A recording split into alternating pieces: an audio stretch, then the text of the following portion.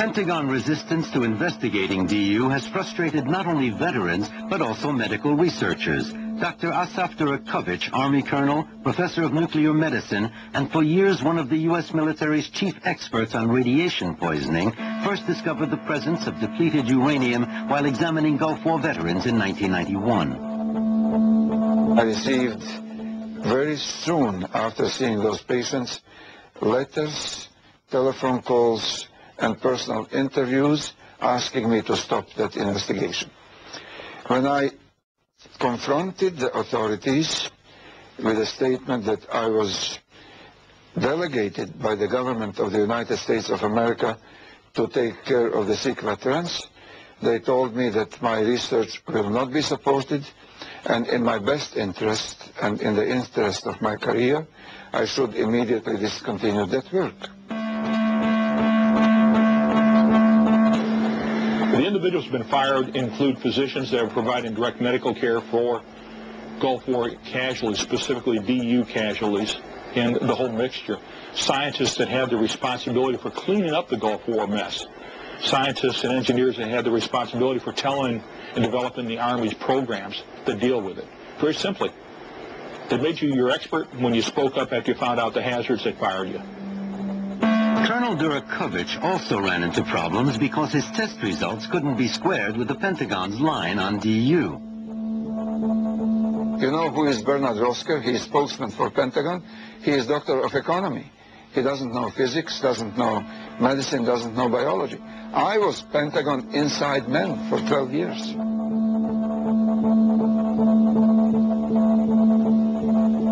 If facts are facts, and I can't manufacture negative evidence to please people. They have put up, challenged us to do the science. We accepted that challenge. We do the science. The science is available. It's peer-reviewed. You have scientists on your staff. Give them the material. Take the story where the science is, not where the emotion is. Yet reading Colonel Daxon's departmental research gives a very different impression. Studies on animals prove that depleted uranium is in fact deposited in bone marrow, brain tissue, kidneys, and testicles, resulting in higher rates of both cancer and genetic mutation. We know in science that depleted uranium and other uranium isotopes, there are 16 isotopes of uranium, do have the capacity of causing somatic and genetic changes in the human and animal organism. Somatic changes have been demonstrated at the level of the cell, level of macromolecules, DNA and RNA, level of the tissue, level of the organ, level of the entire animal.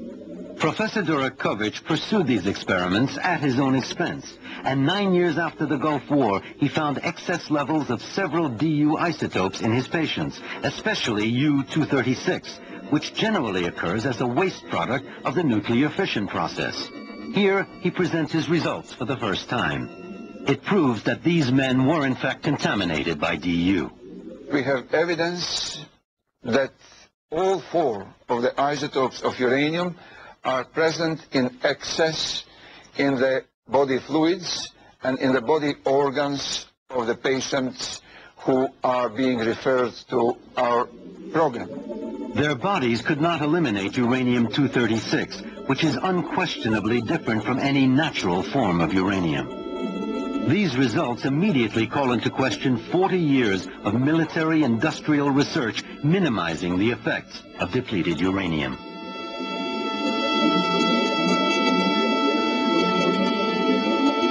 And I'm only curious what will be the lie after this. What lies can they invent after now?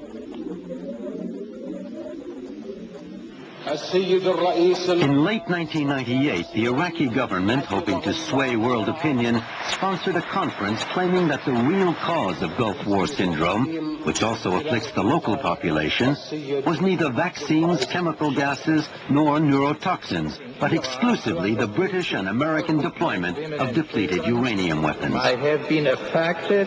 When radiation hits, for example, depleted uranium, When it hits the human body, we have inside the body 3 types of toxic agents moving around inside body, doing the damage to various types of reaction.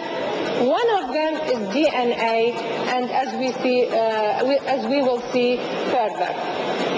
The world media took such claims as propaganda and chose not to repeat them. CNN, for example, which attended the event, issued no report, and the effect on the Western scientific community was nil. From America's veteran community, only Carol Piku attended. My goal was to seek the information of what was happening to the Iraqi children, the people, the soldiers, and to bring it back to the United States. They didn't take the pyridoxigmine, they didn't have the anthrax vaccines, and they didn't have the botulinum that I know of. But they were exposed to depleted uranium. This is a colonel that was in a tanker in the war. He lost his thyroid, I lost my thyroid. He has muscle problems, I have muscle problems. He has neurological damage, I have neurological damage. He's the first one that I met that looked just like me. And here we are together, the colonel, and he has cancer. His brother was diagnosed with cancer. He also, all of them have a form of leukemia and cancer. They were like us. They were no different than my comrades and myself. And they were all sick and dying. It's just a matter of when. Our bodies are slowly dying. It's just a matter of when our time is up. I've developed masses on my arms where I can't rotate my hands anymore. I have to catheterize myself. At first it was uncomfortable. But after a day, the Iraqi generals, 4 Iraqi generals, took me back into the battle zone of where I went originally. And the same tanks that were there in 1991 were still there in 1997.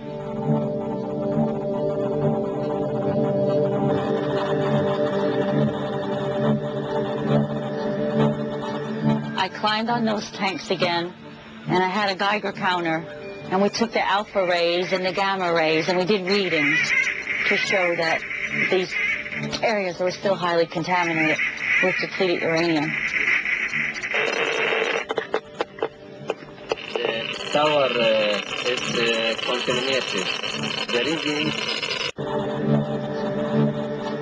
I climbed on those tanks again, and I had a Geiger counter, and we took the alpha rays and the gamma rays, and we did readings to show that these areas were still highly contaminated with depleted uranium.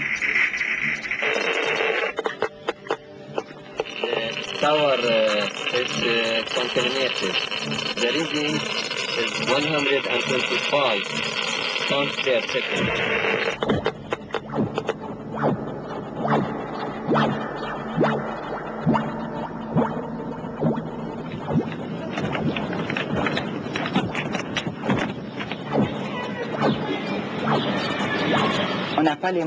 We have no means to decontaminate the Iraqi environment.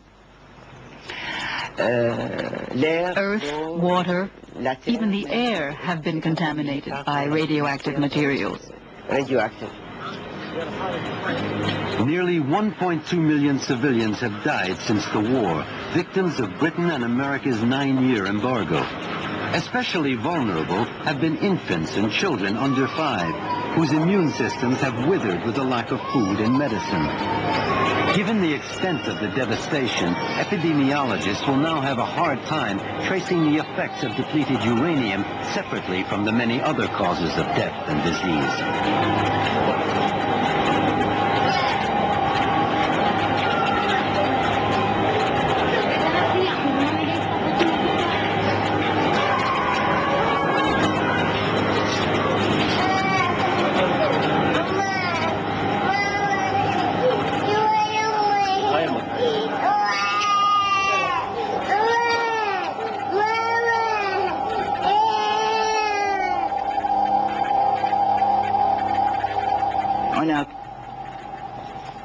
We have discovered that cancer rates are 10 times what they were before the war. A number of children are born with deformations.